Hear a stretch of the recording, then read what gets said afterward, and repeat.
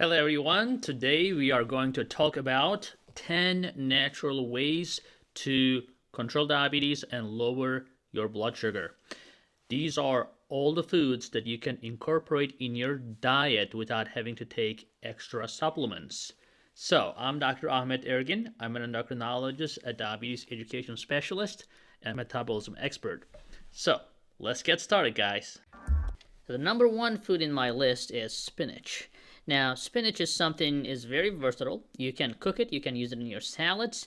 The only time I would probably avoid spinach is if you have kidney stones or have history of kidney stones, because spinach definitely raises your risk for that. But other than that, it is high in fiber. It is awesome. You can utilize it as much as you can due to high fiber content. Not only is it delicious, but also help lower your blood sugar. The next thing you can add on is cinnamon. Cinnamon is great because it actually, due to its chromium content in cinnamon, it can lower your blood sugar. Now you have to be a little more generous when you're using cinnamon in your diet, because a little cinnamon is not going to probably do too much. But definitely if you love the cinnamon, try to add on to things that you love. Another one is garlic. I know not everyone is a fan of garlic, but you can cook garlic if you don't like the smell. But bottom line, the garlic is going to increase your insulin levels. So if you can incorporate garlic in most of your meals, not only they're going to turn delicious, but also you will get your sugars under better control. Now, when it comes to fruits, apples are my favorite because apples are so high in fiber. It is hard to not feel full when you eat an apple. So that's going to help prevent overeating. And you can incorporate apples in your salads. You can eat it with peanut butter. It's such a versatile fruit, and it will not spike your blood sugar. Of course, unless you eat a lot of it, but definitely it's a very high in fiber. It is filling, and it's one of the best fruits for diabetes. Now, the next one in the list is turmeric. Now, turmeric, which is curcumin, the active ingredient in it, it actually directly goes to your beta cells and improves the insulin secretion and improves the health of your beta cells. Now, turmeric can cause a lot of gastrointestinal upset if you overdo it.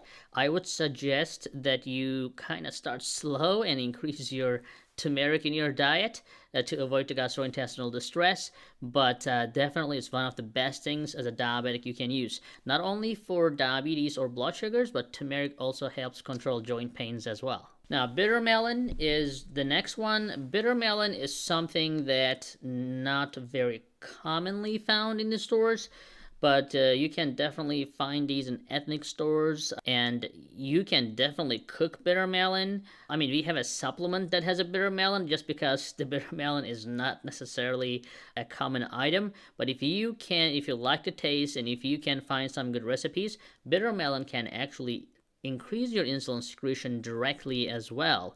And that's going to happen only when you eat food. So that's another plus. Of course, Greek yogurt is something that is definitely in the list because of the probiotic. If you're not a yogurt person, I would suggest having probiotics or prebiotics. Whatever you can get your hands on is definitely something very important to reduce the inflammation in your body. Its antioxidant content definitely help lower the blood sugars. Remember, diabetes is an inflammatory disease. Whatever you can do to lower your inflammation in your body will help your diabetes. As a result, probiotics are important when it comes to that. So, when it comes to legumes, I would say lentil is the king of the legumes, and lentils are amazing because of the protein content, a lot of protein in lentil actually, and it's super high in fiber. So not only helps your diabetes, but also lowers your cholesterol significantly. So again, you can make lentils in a variety of ways. You can make a soup, you can use as a topping, but try to find recipes and ways to incorporate lentils that will definitely help control your diabetes. Unless you're a carnivore and you don't eat any legumes, that's a different story. But if you're a normal person just like me, I think lentils should be part of your diet. Of course, we have to mention nuts because nuts are amazing when it comes to omega-3 and antioxidant content in it. Again, another one that reduces the inflammation in your body. It also makes you feel full and reduces your overall calorie consumption and carbohydrate consumption. Not only that, they are also rich in folate, which is folic acid, thiamine, magnesium, and all these things are, as we mentioned in the previous videos, are essential vitamins for any type 2 or type 1 diabetic. That if you are deficient in those vitamins, you will definitely suffer the consequences or complications of diabetes more often than not.